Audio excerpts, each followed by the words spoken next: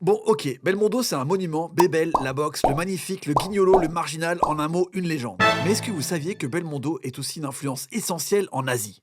Ah. Tout commence en 1960 avec Godard et son film noir À bout de souffle. Allez vous faire foutre. Une nouvelle vague envahit alors le cinéma partout dans le monde, même au Japon. Le voyou du film, Michel Poicart, joué par Belmondo, devient une vraie inspiration des artistes japonais pour son côté cool, léger et frondeur. Il va notamment marquer Bushi Terasawa, jeune apprenti mangaka qui travaille alors avec la mégastar Osamu Tezuka. Astro Boy c'est lui, mais aussi plein d'autres, en gros c'est Disney le mec. Bref, pendant qu'il bosse avec Tezuka, Bushi invente en 1978 un pirate de l'espace nommé Cobra, qui a trait pour trait le visage de Belmondo jusqu'au cigare. Et il y apporte la même attitude, désinvolte, blagueur et nonchalant. Encore mieux, pour échapper à l'autre pirate de l'espace, Cobra a dû changer de visage pour avoir celui de Bébel. Et avant cette chirurgie, le premier visage de Cobra, c'était Alain Delon. Car Bushi était aussi fan du Samouraï, film noir de Melville avec Alain Delon, implacable et froid. Cobra est devenu un des mangas les plus populaires au monde dans les années 80, avec donc la tête de Bébel. Et ce style de manga influence ensuite de nombreux autres personnages, parfois avec le même visage, comme le Lupin de Monkey Punch, dont Miyazaki fera le premier film, mais aussi juste dans l'attitude, comme Ryo Seba alias Nicky Larson, ou même Spike Seagull de Cowboy Bebop. Quelques années plus tard, en 1986, l'éditeur de jeux vidéo Konami développe une de ses plus grosses franchises à venir, Castlevania. Tellement énorme que c'est devenu une série sur Netflix.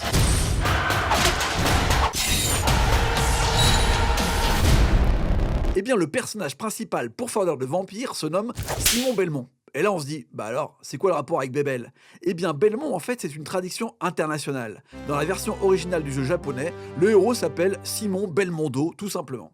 Donc, un des plus grands héros de jeux vidéo fait référence directement à Jean-Paul Belmondo, et il fouette des vampires, la classe. De l'autre côté de la mer de Chine, à Hong Kong, À bout de souffle est aussi une référence principale, notamment chez le maître du film d'action, John Woo. Il adore aussi le samouraï avec Alain, il en a même fait un film, The Killer. Mais il y a un autre film français qui a eu un impact certain sur le cinéma d'action local, c'est L'Homme de Rio en 1962. C'est là que Belmondo devient le visage du film d'action et d'aventure à la française, un Tintin dans la vie réelle. La fausse suite de L'Homme de Rio, nommée Les Tribulations d'un Chinois en Chine, est justement tournée à Hong Kong, et John Woo se souvient que c'était la première fois qu'il voyait une cascade aussi impressionnante sur l'échafaudage en bambou d'un gratte-ciel. On est en 1965 et c'est cette même cascade qui a marqué un autre artiste d'Hong Kong, acteur cette fois-ci, Jackie Chan. Jackie est alors un spécialiste de l'opéra chinois et des arts martiaux, mais il découvre autre chose dans les films de Belmondo, les cascades ultimes. Quand Jackie Chan se met à réaliser ses propres films dans les années 80, il mélange les films d'arts martiaux typiques de Hong Kong avec les films d'action très français de Bébel, comme Le Casse, Peur sur la ville ou Le Magnifique.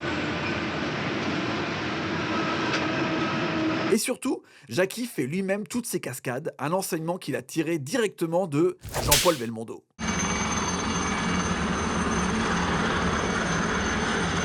Encore plus loin dans l'hommage, pour Mr Dynamite, film d'aventure de 1986 bourré de références à L'Homme de Rio, Jackie Chan emploie Rémi Julienne pour organiser toutes les cascades du film. Le même Rémi qui chorégraphie celle de Belmondo depuis 1971.